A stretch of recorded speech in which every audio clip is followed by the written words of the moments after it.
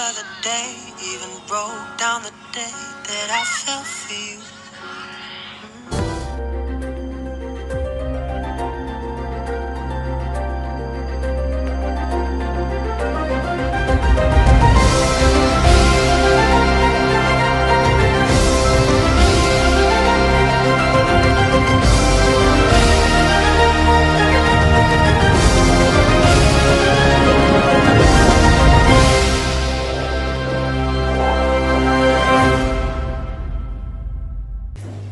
Bismillahirrahmanirrahim.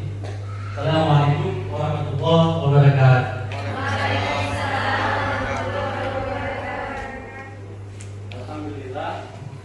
Alhamdulillahirabbil alamin wa bihi nasta'in ala umuri dunya waddin. Wassalatu wassalamu ala asrafil anbiya'i wal mursalin wa ala alihi wa ashabihi ajma'in. Rabbi shrah li sadri wa yassir li amri wa hlul 'uqdatam min lisani yafqahu qawli. Amma ba'd. Pertama-tama dan yang paling utama adalah marilah kita semua yang sudah berhadir di tempat ini untuk tidak henti-hentinya memanjatkan puja dan syukur kita kehadirat Allah Subhanahu wa taala. Karena dengan tugas dan ibadahnya dalam kondisi pandemi seperti ini, Allah masih memberikan kesehatan, kesempatan dan kekuatan kepada kita semua. Kemudian selawat beriring salam selalu saja kita sanjung sajikan ke pangkuan alam dan kita Nabi besar Muhammad sallallahu alaihi wasallam. Karena dengan perjuangan beliaulah kita umatnya ini mengenal Islam, mengenal iman dan dapat dalam Islam. Yang saya hormati Bapak Kepala Sekolah SMK 2 Sawi beserta seluruh jajarannya, yang saya muliakan Bapak Ustadz kita dari Biaine.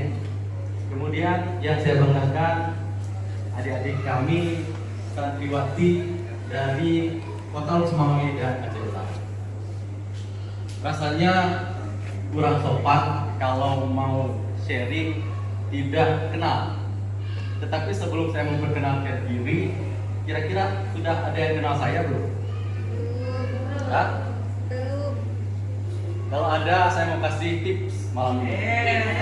Ada nggak yang sudah kenal saya? Hah? Ada nggak? Atau saya tambah lagi? Perlu tambah 200?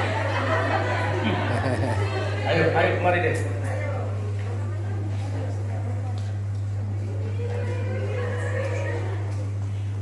Silakan. Nama Pak ini Ketua Sehari Pimpinan Tingkat Kesehatan.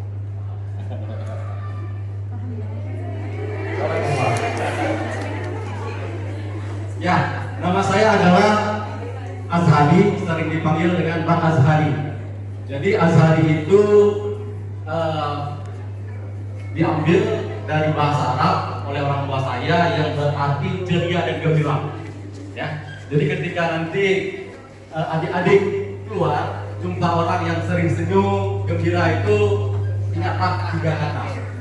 Ya, Bang Azhari banget. Jadi saya lahir, sekolah dan dibesarkan di Aceh. Jadi orang Batak bilang Aceh itu singkatan, ya, asal tahu cara enak hidup. Kemudian orang Aceh membalasnya kepada orang Batak, Batak itu juga singkatan, artinya banyak taktik. Ya. Lalu orang Aceh dan orang Batak ngata-ngatain orang Padang. Ada Padang di sini? Ada? Padang biji? Serempuan? Jadi Padang itu juga singkatan, pandai berdagang. Makanya boleh dilihat di mana-mana itu orang Padang itu keahliannya berdagang. Jadi orang Padang itu tidak ada yang menjadi atlet, apalagi pembalap. Karena kenapa? Setiap dia ikut balapan, begitu jumpa tikungan pasti dia berhenti. Pasti dia bilang, cocok nih buat makan Padang. Jadi ketika dia berhenti, pasti kan disalip sama lawannya. Jadi orang Padang itu ahlinya memang berdagang. Dan waktu saya dulu ikut penantaran di Bogor, saya dianggap sama mentor waktu itu orang Padang. Jadi saya dipanggil ke depan untuk membacakan Pancasila dalam bahasa Padang. Ada yang bisa?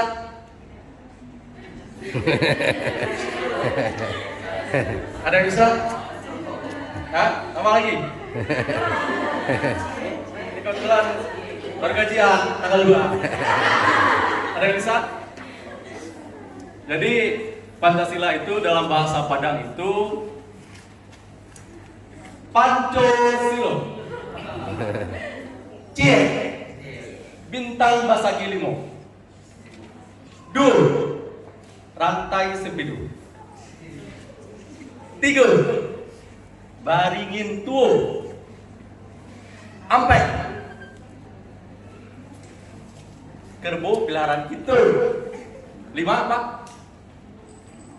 5 apa? Padi. Padi dan kapas. 5. Padi makanan kita, kapek pembalut wanita. Tepuk tangan buat kita semua. Jadi kemudian orang Aceh, orang Batak sama orang Padang mengata-ngatain lagi untuk orang Jawa. Ya. Apa katanya? Jawa itu juga singkatan. Ada orang Jawa di sini? Jawa itu singkatan dari jalan-jalan wae. Ya. Makanya orang Jawa itu banyak yang jadi tukang jamu. Ya kan? Banyak yang jadi tukang bakso. Ya kan? Banyak yang jadi tukang sayur. Kemudian lagi, saking sakit hatinya, orang Jawa ngata-ngatain orang Sunda. Sunda juga singkatan. Singkatan dari apa? Sukadaul. Ya, makanya orang Sunda itu banyak yang jadi tentara. Karena ketika dia latihan, masukkan ke hutan, nggak usah kasih makan. Habis tuh daun. Ya. Jadi malam ini saya sebenarnya tidak punya persiapan apa-apa. Saya lagi takziah tadi Bu. Ditelepon menggantikan teman saya, Pak Sofyan Putih. Jadi beliau itu anggota DPRA, sibuk sekali mikirin rakyat. Ya kan? Kalau saya tadi saya bukan anggota dewan Pak ya. Tapi saya anggota dewan alam. Karena saya berasal dari Bungkuk sama seperti Ibu. Ya, saya sekarang lagi cari kerja. Makanya setiap hari saya lagi sana lagi sini cari kerja. Jadi saya sehari-hari kegiatan di klinik Bingkaro saya. Kemudian kita juga ada Yayasan Pendidikan Islam Tahfiz Internasional. Kemudian juga kita ada kuliner juga. Kuliner Engkut Paya. Ya, sama kari kambing juga di depan stadion. Kemudian kita ada pabrik garam, kita ada pabrik beras. Pokoknya kalau Bapak di depan mungkin sebagai akademisi, kalau saya praktisi. Ya. Jadi itu mungkin sekilas tentang perjalanan hidup saya. Tetapi walaupun saya seorang insinyur sipil, tetapi orang sering manggil saya Dr. Azhari. Gelar Dr. Azhari saya peroleh 2004 di Amerika dulu. Ya, waktu saya turun pesawat di Los Angeles, ya, saya ditangkap. Ya, ditangkap. Kemudian saya diinterogasi. Mereka pikir saya Dr. Azhari yang sana itu.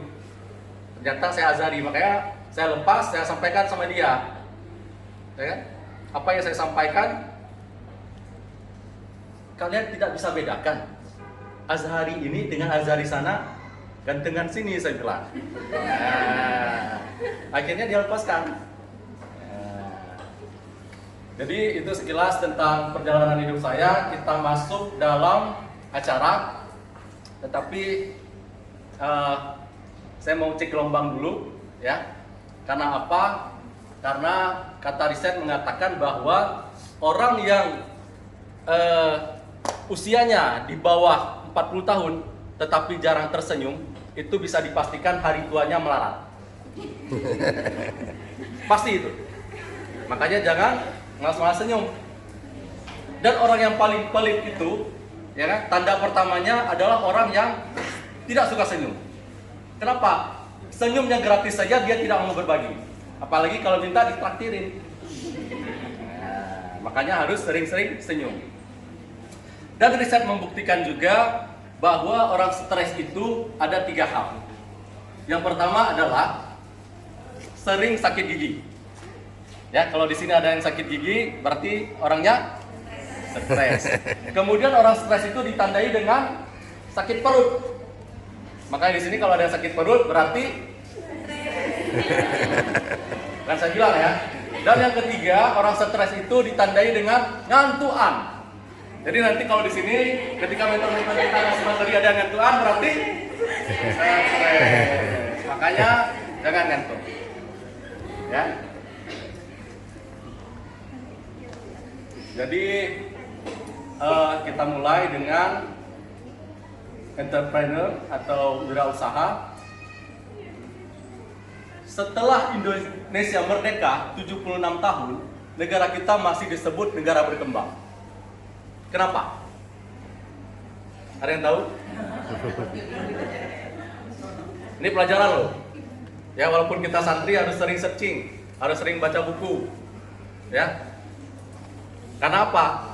Dengan sering membaca kita mengenal dunia. Tapi ketika kita ingin dikenal dunia, kita harus sering berbicara. Ya, makanya saya ingin terkenal kayak berbicara di sini. Ada yang tahu? Kenapa?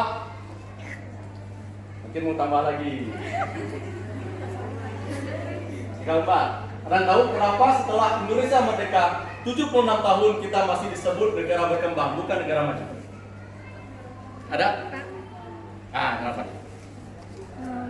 Mengapa dikatakan begitu? Karena dari popularitas kita sekarang di Indonesia ini kemungkinan pengangguran itu pun lebih tinggi. Dan istilahnya gini Pak, karena Indonesia ini kenapa dikatakan masih negara berkembang itu dari segi mungkin dengan banyaknya pengangguran dan lokasi kerjanya pun masih terbatas gitu Pak. Masih kurang tepat, tapi nggak apa-apa, tepat 50 lah. Ada lagi? Ayo deh. Kita bagi-bagi rezeki Bang. Hidayah harus dapat rezeki kan semua pada rezeki. Assalamualaikum warahmatullahi wabarakatuh. Salam. Perkenalkan, nama saya Dindy Magia, perwakilan dari Pesantren Riyadul Quran. Ingin menjawab pertanyaan dari Gembong Sehari. Mungkin menurut pendapat saya, kenapa Indonesia disebut dengan negara berkembang? Karena sering barang-barang di luar negeri sering diimpor ke sini, tapi barang-barang kita jarang dikirim ke sana. Masih kurang tepat 50 tapi nggak apa-apa. Kalau menjawab itu, ini ilmu pasti ya, nggak ada mungkin. Ini ada lagu aja. Mungkin. Ada yang tahu lagi? Oke, ayo. Assalamualaikum warahmatullahi wabarakatuh. Nama saya Reza Nurwati, saya perwakilan dari daerah Darul Ikhwan. Saya ingin menjawab pertanyaan. Di sini kenapa Indonesia dinyatakan masih negara berkembang? Karena yang utama itu adalah sumber daya manusianya dan materialnya. Kenapa begitu? Karena sumber daya manusia di Indonesia itu sudah dijaminkan atau sudah sudah dinyatakan bahwa sumber daya manusia atau sumber daya alam di Indonesia itu dinyatakan nomor 1. Tetapi untuk dalam pekerjaannya itu belum ada skill atau kemampuan tersebut. Jadi lebih tepatnya sumber daya yang diciptakan dalam Indonesia itu masih dari di luar negeri, tapi tidak pada bekerja di dalam negeri kita sendiri. Terima kasih. Masih kurang tepat 50.000. Jadi jawabannya adalah kenapa Indonesia setelah 76 tahun merdeka masih disebut negara berkembang? Karena Jumlah pengusaha dibanding dengan jumlah penduduknya masih 2%. Syarat menjadi negara maju adalah jumlah pengusahanya harus 4%. Jadi makanya hari ini kita di sini untuk belajar wirausaha agar negara kita ke depan menjadi negara maju. Amin ya. Jadi hal yang paling mendasar adalah kenapa hari ini kita tidak menjadi pengusaha? Ya.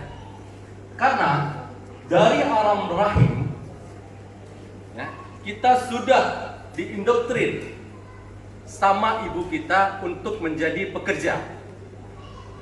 Jadi ketika ibu kita mengandung kita,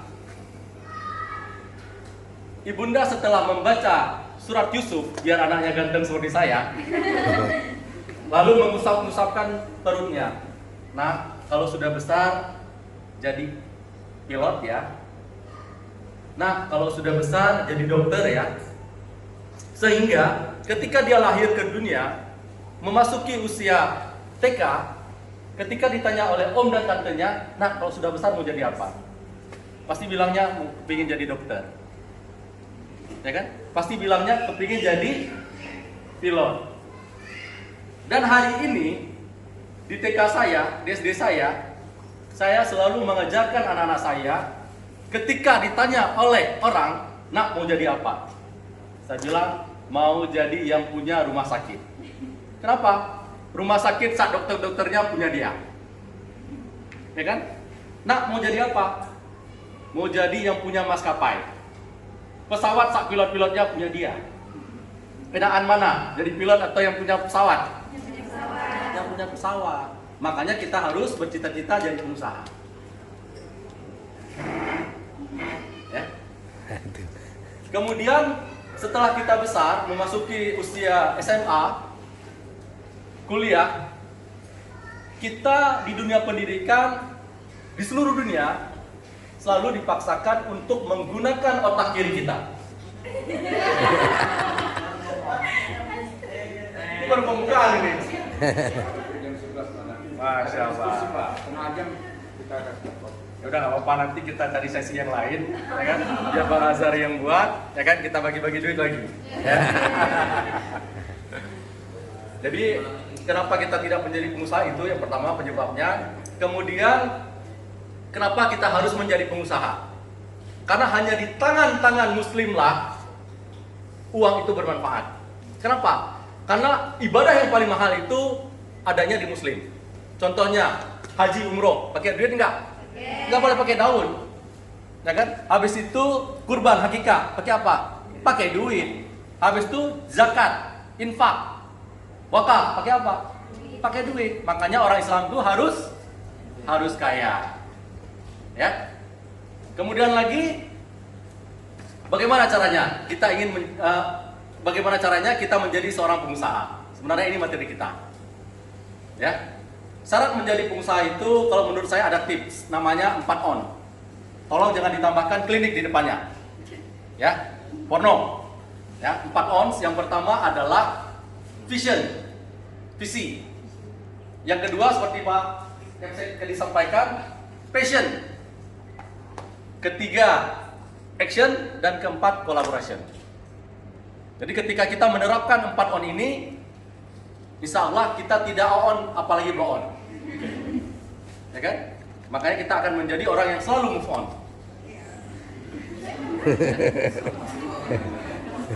Jadi sebelum kita masuk ke materi ini, sebenarnya seperti kata Pak Moderator tadi, ya kan?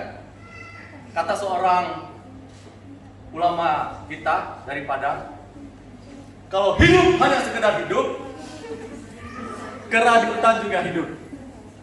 Ya, kalau kerja hanya sekedar kerja, kerbau di sawah juga kerja. Kita bukan kera, kita bukan kerbau, kita adalah manusia.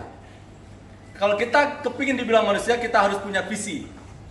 Ya, kalau dalam ibadah namanya niat. Kalau dalam keseharian namanya impian. Kalau dalam perusahaan namanya visi. Ya.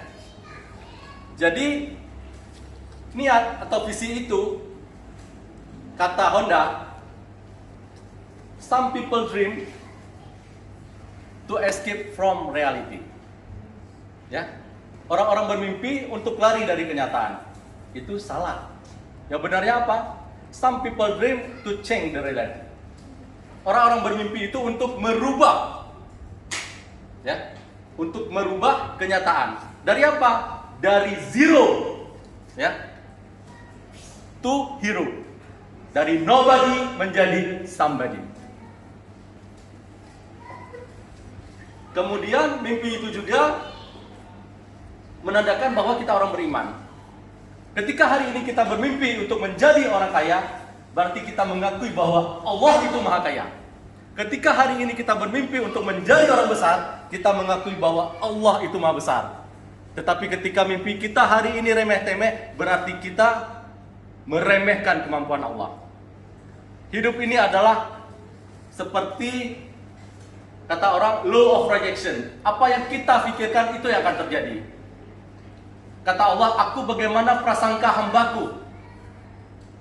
Ya. Ketika kita berpikir itu yang akan terjadi. Makanya mulai malam ini tetapkan apa visi kita. Setelah belajar ini selama 2 hari, setelah ini mau jadi apa kita? Ya. Tetapkan visi itu, perjuangkan visi itu untuk menjadi reality. Kemudian setelah visi ada passion. Ya. Passion itu marilah kita ya berusaha itu dengan menganggap usaha kita itu seperti kita melaksanakan sebuah hobi.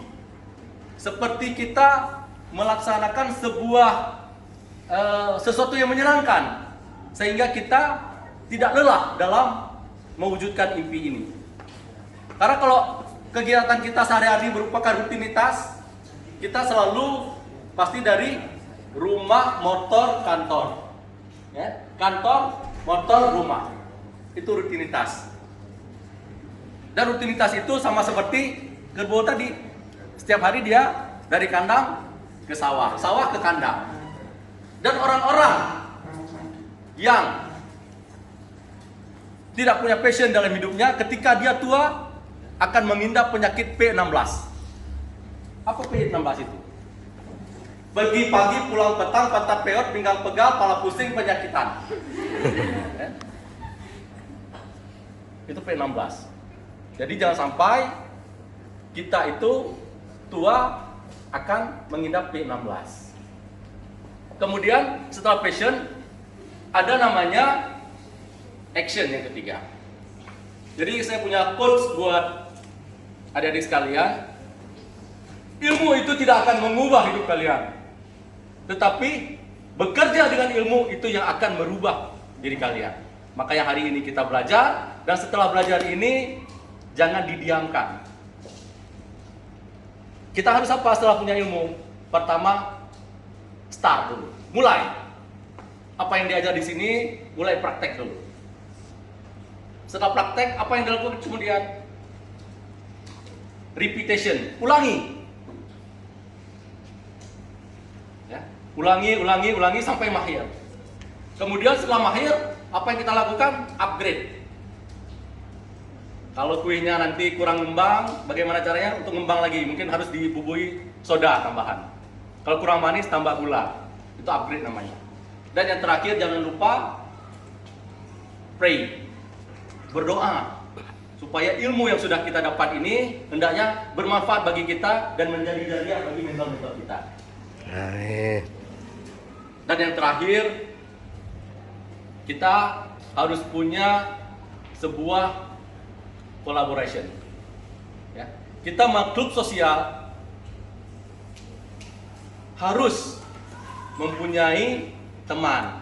Bergurulah kepada orang-orang yang sudah berhasil. Ya kan? Masuklah ke dalam organisasi atau kelompok-kelompok yang sudah berhasil. Contohnya misalnya kita belum sekolah, masuklah ke SMK 2. Supaya di sini kita bisa berhasil. Atau ada teman-teman kita yang sudah berhasil seperti teman kita tadi yang lidahnya berharga berapa? Ya, karena tes cupping ya, cupping tes ya. Belajar ke beliau bagaimana caranya tahu cita rasa kopi. Karena dengan kita berkolaborasi, berteman dengan orang penjual minyak wangi, insya Allah kita akan wangi. Tapi ketika kita berteman dengan tukang las, baju kita akan lubang-lubang semuanya. Jadi sekali lagi saya mengajak adik-adik semua, marilah kita bergabung dengan organisasi-organisasi yang produktif, kemudian kreatif dan kontributif, agar kita tidak on dan blow on. Marilah kita move on. Mungkin itu saya penyampaian dari saya karena waktunya singkat. Barakallah, wabillahi taufiq wal hidayah. Assalamualaikum warahmatullahi wabarakatuh. Waalaikumsalam. Fafru. Kalau ini kesukaan, tadi kan dari kalian, dari saya. Mana proofnya? Saya kan Katakan. buat bapak tadi maaf